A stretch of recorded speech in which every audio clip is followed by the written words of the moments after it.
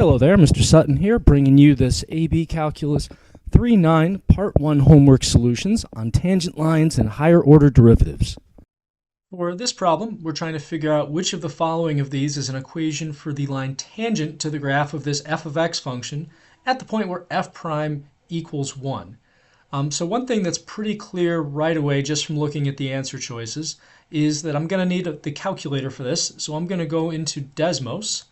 Here's my Desmos graphing calculator, and I'm just going to enter my f of x function in there right away. If I'm talking about tangent lines, I'm probably going to have to plug something into this function at some point, so I might as well have it handy. So we have f of x equals x to the fourth plus 2x squared, and there's what this thing looks like. It's a basic parabola kind of shape. Now, in order to figure out the tangent line, I need three things. I need an x value, I need a y value, and I need the slope. As things stand, I've already actually got the slope, right? Because they're saying the point where f prime of x equals 1. So they're telling me the slope is 1.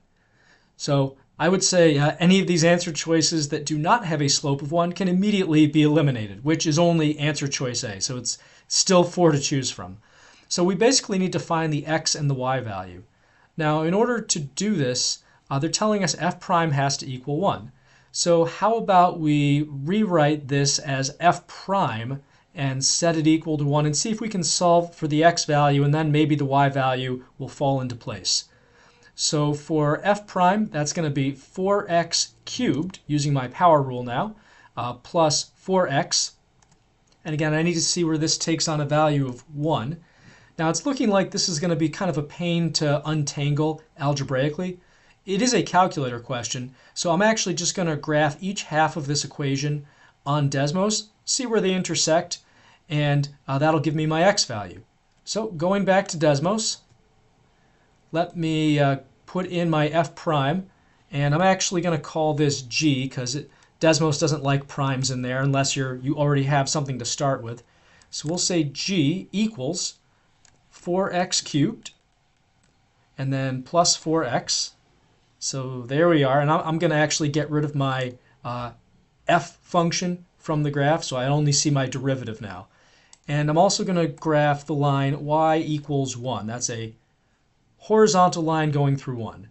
So let me zoom in a little bit on all that. And it's looking like at this point we've got about 0.2367. That's the x value where these meet. So there's what I had on my graph, and I'm going to call this just P just so I can quickly refer to it. So back in Desmos, I can go to another line, and let me just grab this point. I'm just going to copy this thing and paste it in here, and I'm just going to go to P equals what I just had there.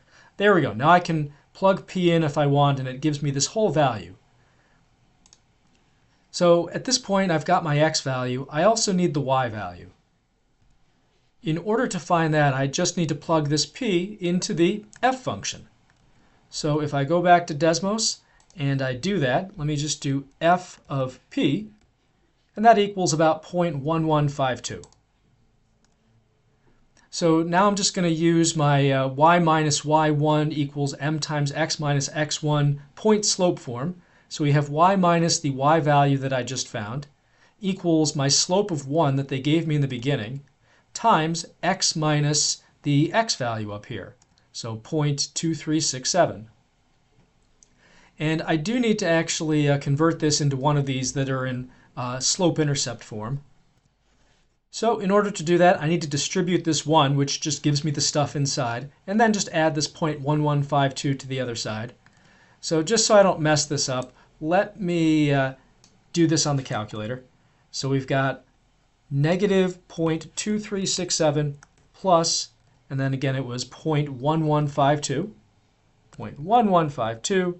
That comes out to negative 0.1215, which I'll round off to negative 0.122. And is that one of my answer choices? It is. Choice D. D for done. On this problem, we want the equation of the tangent line for y equals cosine of 2x at x equals pi over 4. So we need an x value, a y value, and a slope We're probably going to end up putting this in point slope, it looks like, based off the answer choices. So let's start by getting the y value, because they already gave us the x value. For the y value, we just plug in pi over 4 for x in this y equals equation. So we're doing y of pi over 4. That's just going to be, if we cancel out the 2 here, this is just cosine of pi over 2, and that's going to be 0.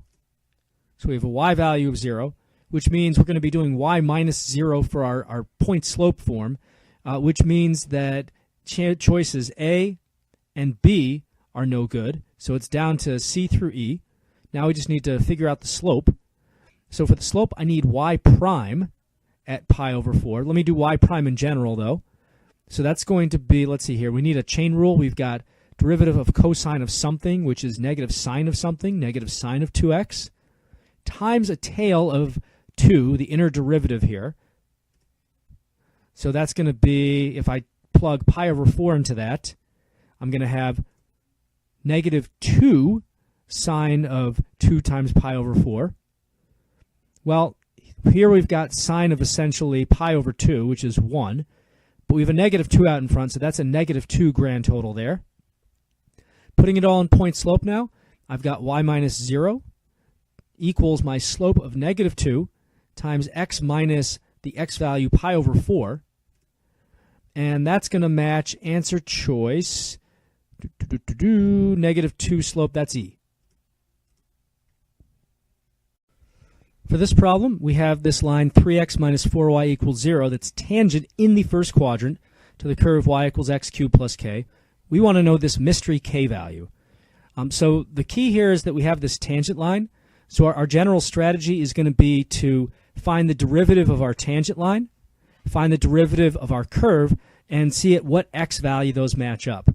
Once we have an x value, we can go back and get a y value. And once we have an x and a y value, well, then we'll have enough to figure out the k value. So, starting with the slope of our tangent line, I'm just going to put this in point slope form, or actually slope-intercept form. You could imp-diff this thing, but it's almost not worth it. So I'm just going to subtract 3x from both sides and divide by negative 4 to get y equals 3/4 x. And then the slope of this is clearly 3/4. Next, we have the derivative of this function over here. That's going to be y prime equals 3x squared, and the k, which is a constant, is just 0, so we don't have to worry about it anymore. So now we have to figure out where 3x squared and 3/4 have the same value. So let's set them equal to each other. Using a little algebra here, I'm going to divide both sides by 3. That's going to cancel out this 3 in the numerator, leaving me with just 1/4 and x squared. And square rooting both sides, we would normally have plus or minus 1/2, but they said first quadrant, so that means we know the x value's got to be positive, so we're just going to use positive 1/2 here. And now I've got an x value where these things intersect.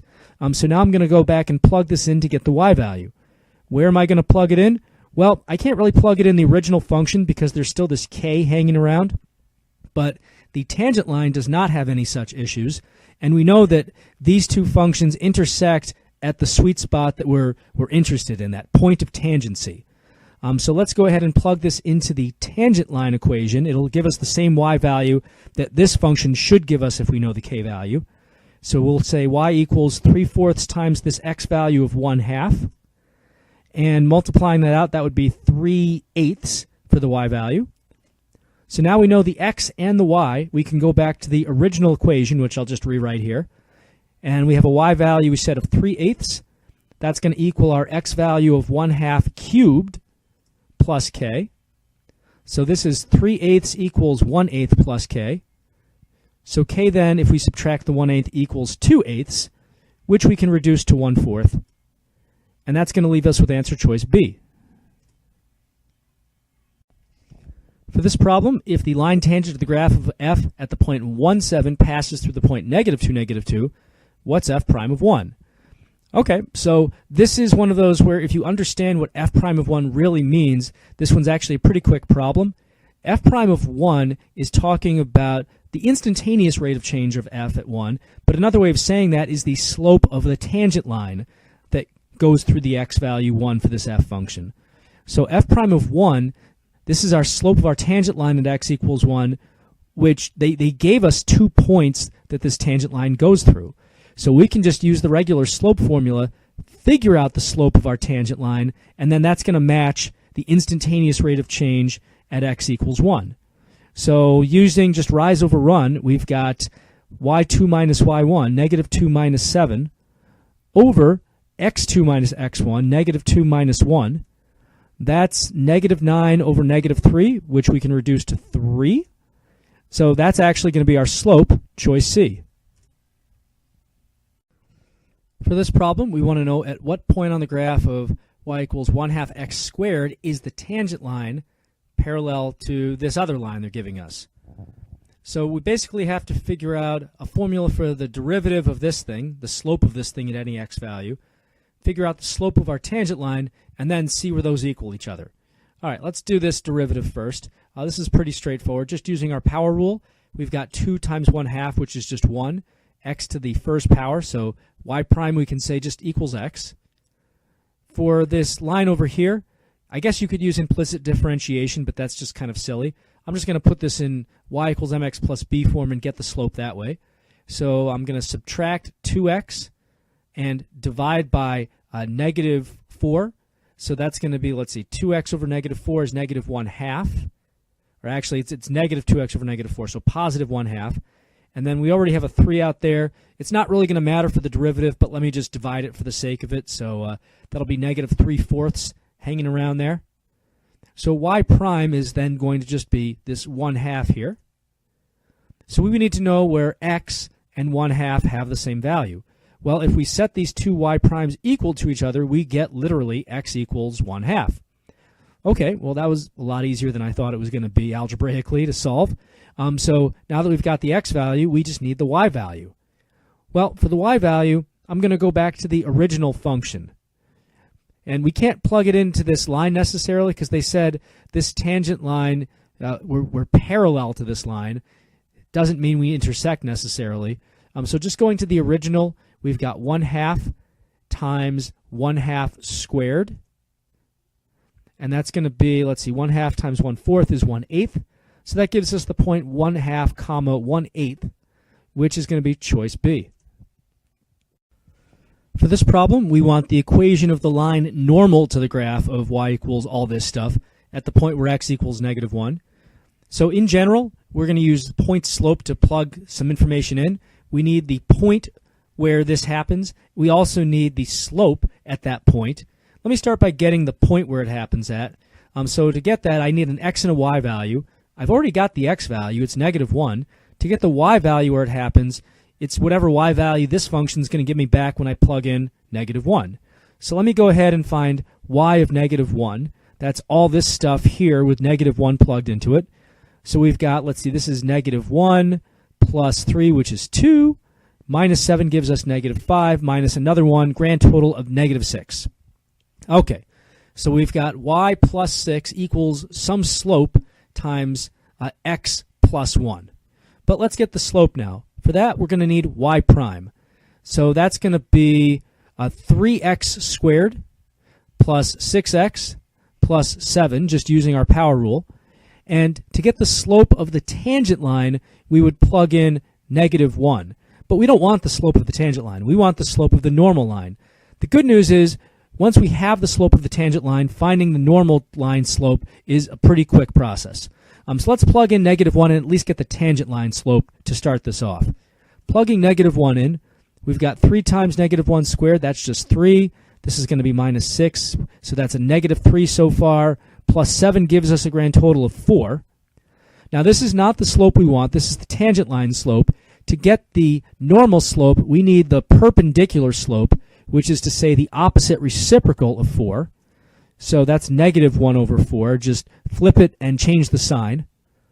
Putting it all together now, we've got y minus y1, so that's going to be y minus negative 6 or y plus 6, equals our perpendicular slope of negative 1/4 times x minus x1, which in this case is going to be x plus 1. And that does not match any of the answer choices, because the answer choices, of course, are all in standard form. Well, to convert this to standard form, we can multiply everything by 4. That'll at least get rid of the fraction. I'm going to leave a negative 1 over here and distribute it. but I'm going to multiply by positive 4. So that gives me 4y plus 24 on the left side of the equation. On the right side of the equation, I left this negative 1 hanging around. Distributing that, I've got negative x minus 1. Now I'm going to get all the variables on the left side and the constants on the right. That's what standard form basically is. So I've got an x that I'm adding over to the left side. That's going to give me positive 1x. I still have this 4y that's being added over there. This 24 is going to get subtracted, and there's already a negative 1 on the right side, so negative 1 minus another 24 gives me an equals negative 25, and that appears to match answer choice E. On this free response problem, I'm given this curve here, and for the first part of the problem, I just need to show that the derivative, dy over dx, equals this fractional expression here. So the good news is I already know what the answer should be. I just have to figure out how to get from here down to here. Well, there's really only one way to do this. Since it's impossible to isolate y, we have to use implicit differentiation. So going from left to right here, I take the derivative of xy squared. That's going to require a product rule. So let me bust out the box and ribbon here. I've got my factors of x and y squared, and their derivatives, which are 1. And this is going to be 2y times dy over dx. Whenever we differentiate y, we have to put a dy over dx tail because y is treated as an inner function here. Okay, now we have to put it back together. So we've got, using my ribbon now, I've got y squared plus 2xy dy over dx. And it's on to the next expression here, a negative x cubed y. Well, hey, that's going to require another product rule. So let me get another box and put some things in it. I've got negative x cubed and y. Negative x cubed derivative is going to be negative 3x squared. Derivative of y we've seen is dy over dx. Putting it back together with the ribbon, we've got minus 3x squared y over here. And then we'll have also minus x cubed dy over dx. And now we have to do the derivative of the other side of the equation. Derivative of 6 is just 0 because that's a constant. So that all equals 0. All right, at this point we have to isolate dy over dx. To do that, I'm going to get all the terms with dy over dx's on the left and everything else on the right. So I've got this 2xy dy over dx that can stay on the left side. Also this negative x cubed dy over dx. Everything else is going to have to go over to the right. So this y squared, we're subtracting it to get it over to the right, along with the 3x squared y. So let me add that over here, and I'll subtract the y squared. Now, the reason I did it this way is because if you look in the expression here, it says 3x squared y minus y squared. So why not just write it that way from the beginning and not have to do another step later to make it match? All right, next step, we've got, let's see, a dy over dx that we can factor out of the left side, leaving us with 2xy minus x cubed. And we're starting to see the pieces of this fraction here. All I have to do now is divide by this in parentheses. So that gives me 3x squared y minus y squared over 2xy minus x cubed. And this matches exactly what they said here. So QED, we're done. We did it. On this problem, they want us to find all points on the curve whose x-coordinate is 1, and then write tangent line equations for each of those points. So we're going to start by figuring out all the points on this curve with an x value of 1. To do that, we're just going to start by plugging 1 in for the x here. So I've got 1y squared minus 1 cubed y equals 6. That's really just y squared minus y equals 6, which is a quadratic. So let's just zero this out, subtract 6 from both sides, and then we can factor this and solve. So let's see, two things that multiply to negative 6 and add up to negative 1. That would be positive 2 and negative 3. So y plus 2, y minus 3 equals 0. The lost art of factoring coming back for us here.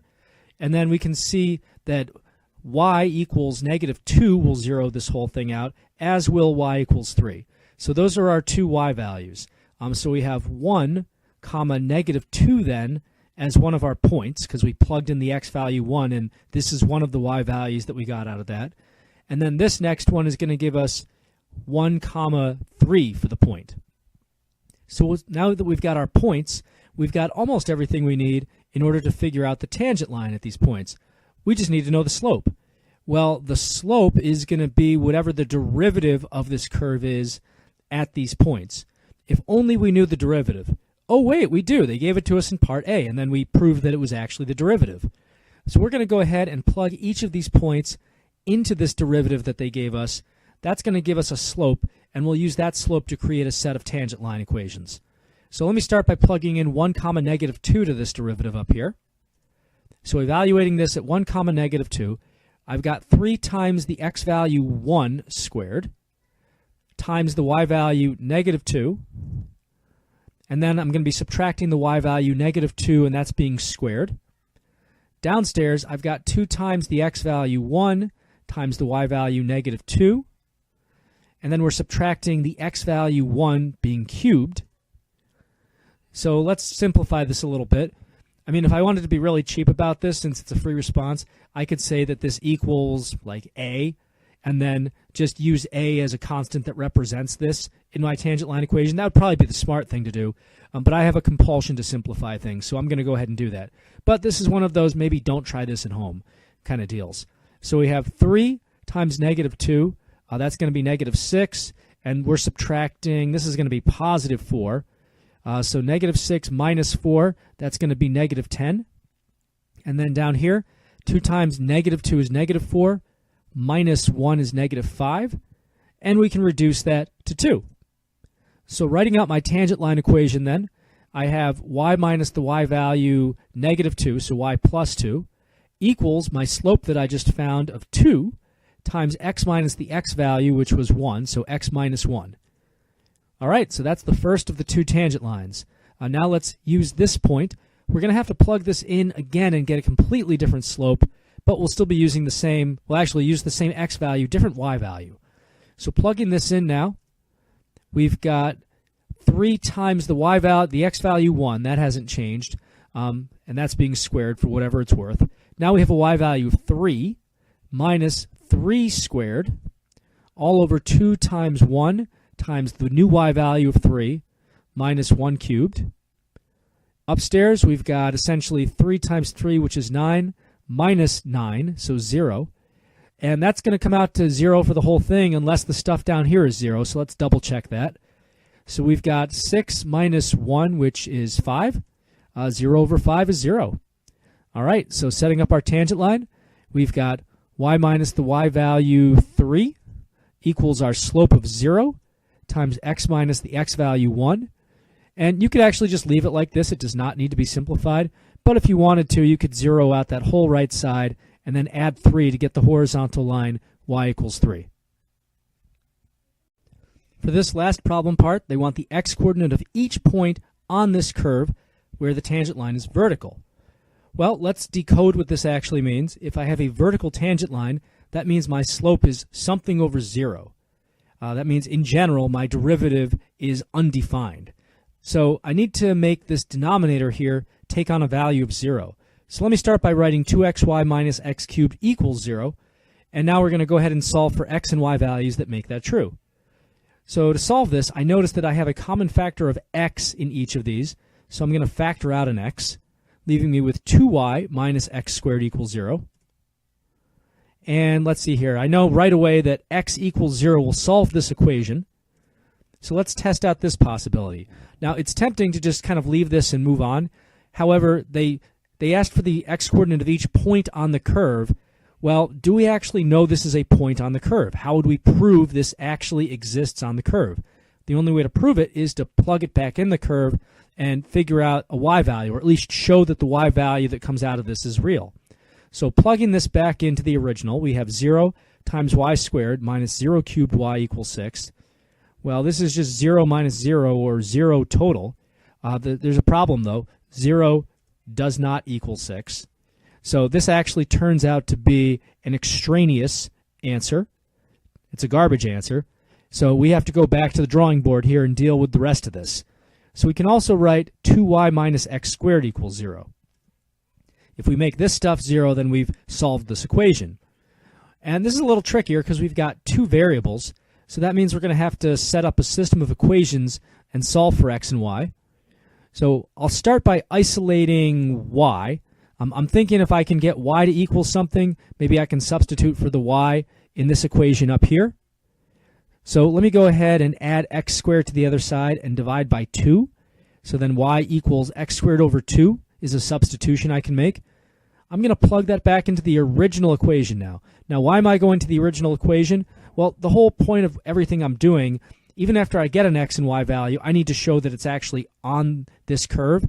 And one way to kind of kill two birds with one stone here, if I solve for x and y using this equation, then I've already kind of shown that it satisfies this equation.